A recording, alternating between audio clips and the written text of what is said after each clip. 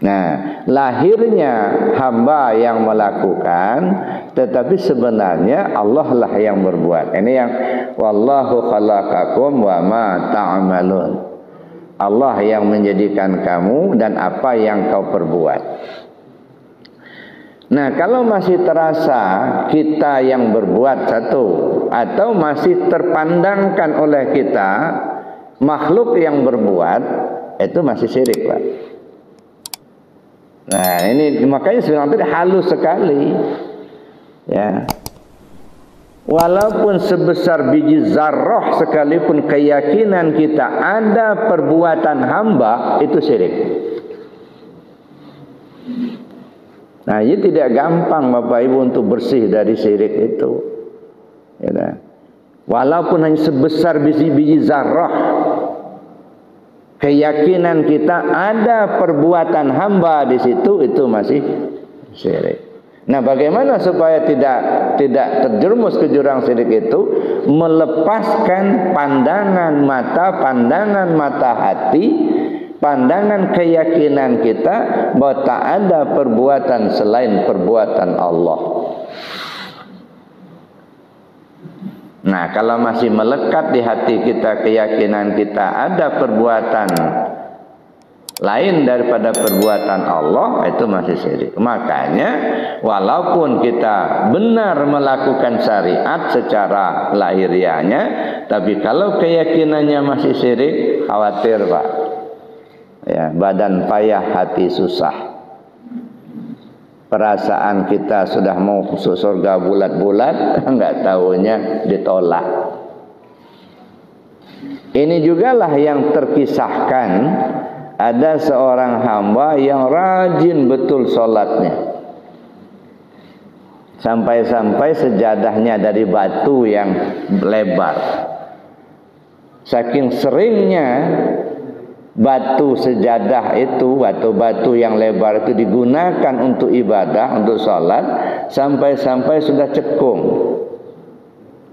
Tentang dahinya sudah cekung, tentang lututnya sudah cekung.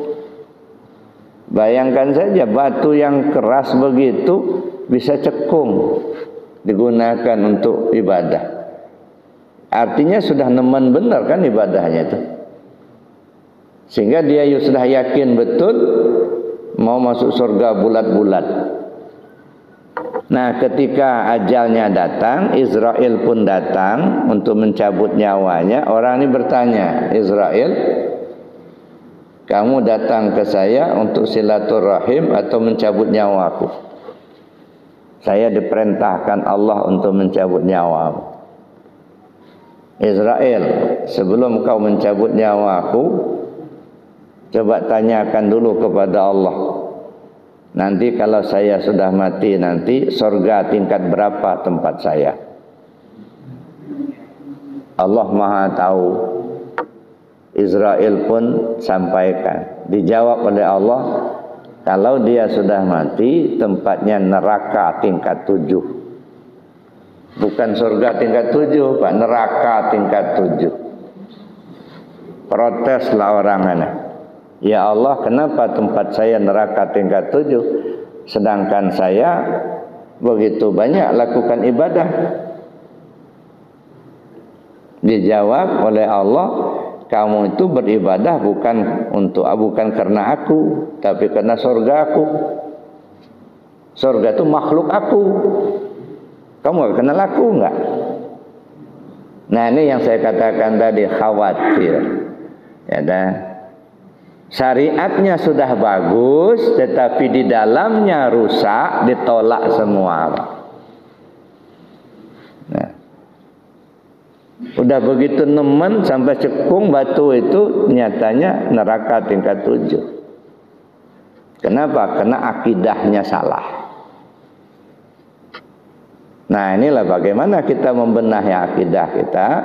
Ya, bagaimana supaya kita duduk di tauhid sehingga tidak lagi merasakan keakuan tadi.